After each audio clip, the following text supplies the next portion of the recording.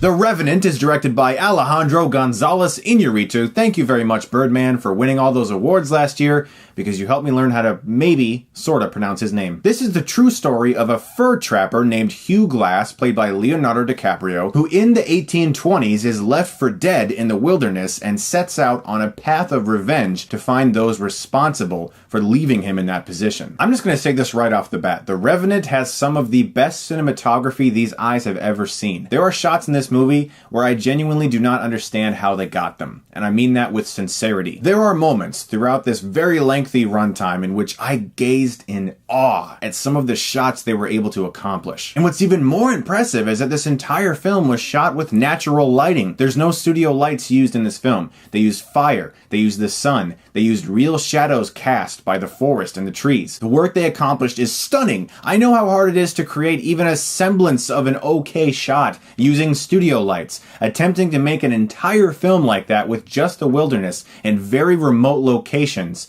it's mind-boggling to even think about doing. And it paid off, because this is one of the best looking films I've ever seen. But beyond the style, is there any substance to this film?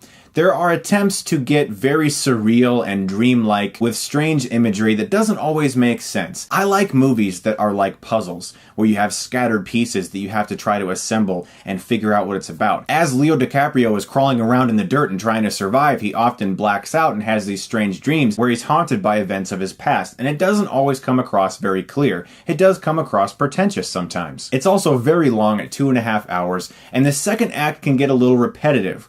That's it.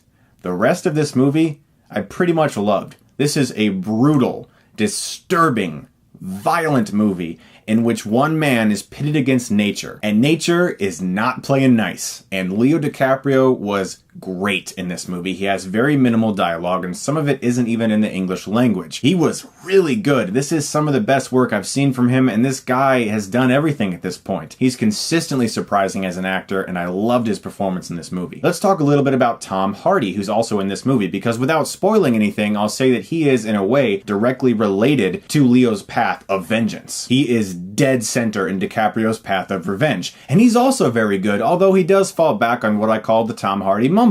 Take back your city, and you have my permission to die. Mad Max. Water. Give me water.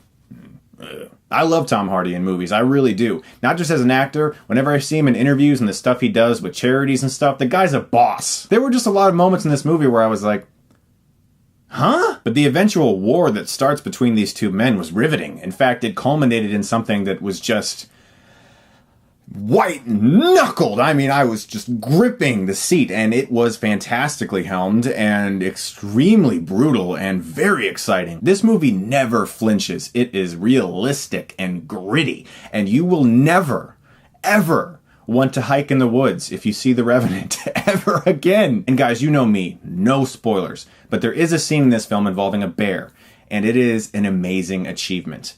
I don't know how they did it.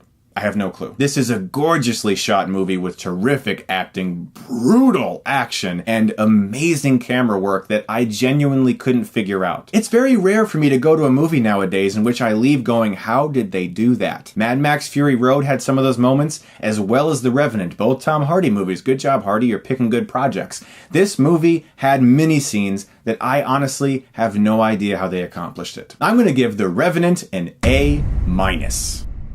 Guys, definitely check out The Revenant when it comes out. It does get a little pretentious with its imagery, and it is over long, but it is a gorgeous movie and definitely one worth seeing. Guys, thank you so much, as always, for watching. And if you like this, you can click right here and get Stuckmanized.